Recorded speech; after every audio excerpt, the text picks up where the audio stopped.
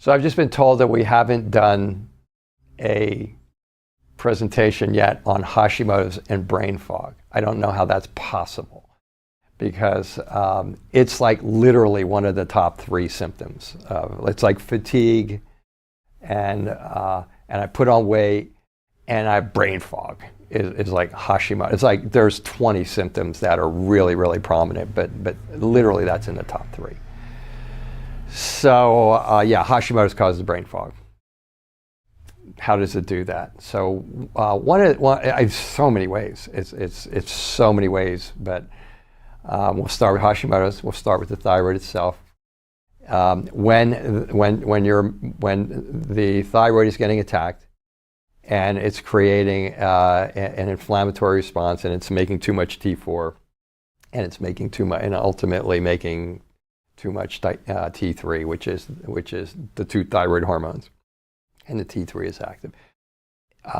There have been studies that have shown it creates inflammatory responses in your brain during these attacks, and it decreases blood supply to your brain.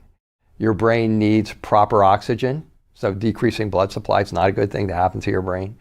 The brain needs a lack of inflammation, so every time you get that, you get an inflammatory response to your brain. And it needs other things too. It needs blood sugar, it needs proper essential fatty acids, it needs proper stimulation. And so these are the things that your brain cells require.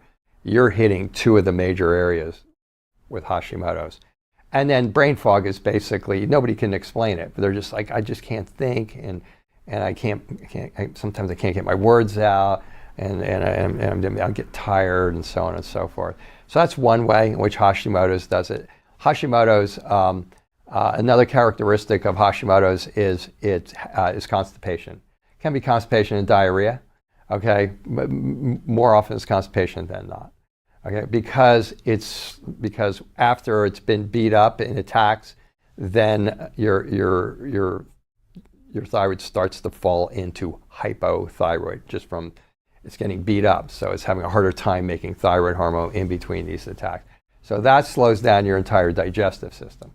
So what's in the digestive system that would cause you to have brain fog? There is you'll usually get leaky gut. You can have things like if you get bloating and distension, that can create things called lipopolysaccharides. Those go up to your brain, create inflammatory responses. There's cytokines, which are inflammatory proteins.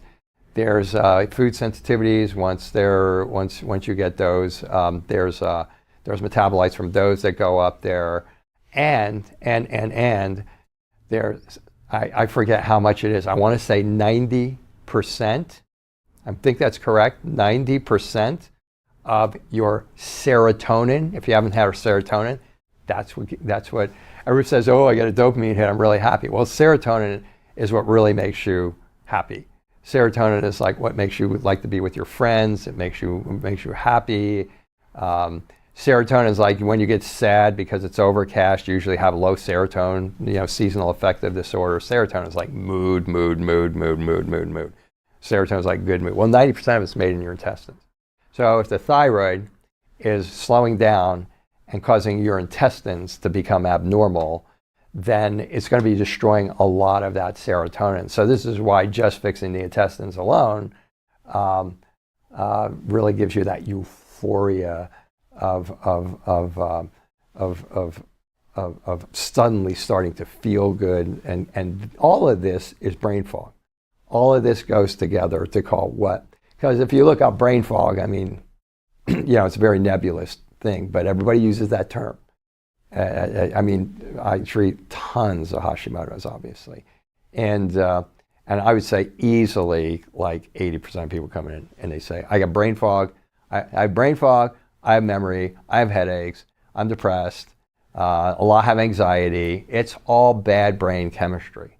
It's not personality disorders. It's all and that's all kind of wrapped into I have brain fog. So for those of you who are wondering if your Hashimoto's has anything to do with your brain fog, it probably has everything to do with your brain fog.